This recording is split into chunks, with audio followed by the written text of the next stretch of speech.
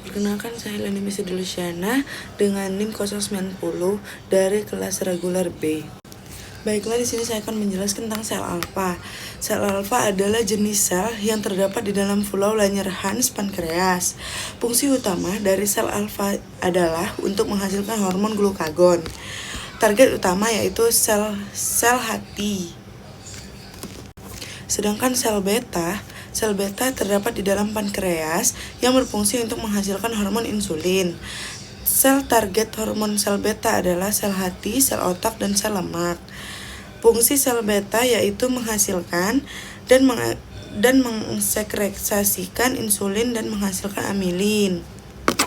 Selanjutnya saya akan menjelaskan adrenal, yaitu adrenal cortex. Adrenal cortex adalah bagian luar dari kelenjar adrenal yang berfungsi untuk memproduksi bagian hormon penting. Hormon yang dihasilkan oleh korteks adrenal yaitu glukortikoid, mineralokortikoid, gonadotropin. Sel target yaitu sel hati, sel ginjal, sel jaringan adiposa. Fungsi dari adrenal cortex yaitu regulasi metabolisme, respon terhadap stres, dan pengaturan keseimbangan air dan garam. Selanjutnya saya akan menjelaskan tentang adrenal medula. Hormon adrenal medula adalah bagian dari kelenjar adrenal yang berfungsi untuk memproduksi hormon yang dikenal sebagai katekolamin. Hormon yang dihasilkan epinefrin, norepinefrin, dopamin. Sel targetnya adalah sel otot jantung, sel otot polos, dan sel hati.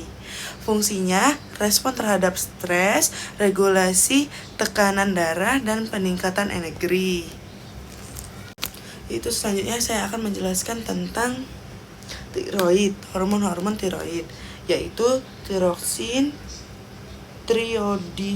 triodotironin, dan kalsiktonin, yaitu kelenjar tiroid yang terletak di bagian depan leher. Tiroksin berfungsi untuk mengatur metabolisme, pertumbuhan, dan perkembangan. Sedangkan triodotironin berperan dalam meningkatkan metabolisme, mempengaruhi perkembangan dan pertumbuhan, serta mengatur fungsi jantung dan sistem saraf. Sedangkan kalsiktonin mengatur kadar kalsium dalam darah dengan menurunkan kadar kalsium ketika terlalu tinggi. Sel target tiroksin adalah sel-sel di hati, otot, dan jaringan adiposa. Sedangkan triodotironin adalah sel otak, sel jantung, jaringan otot. Sedangkan kalsiktonin osteoklas. Baiklah, itu saja yang dapat saya jelaskan. Terima kasih.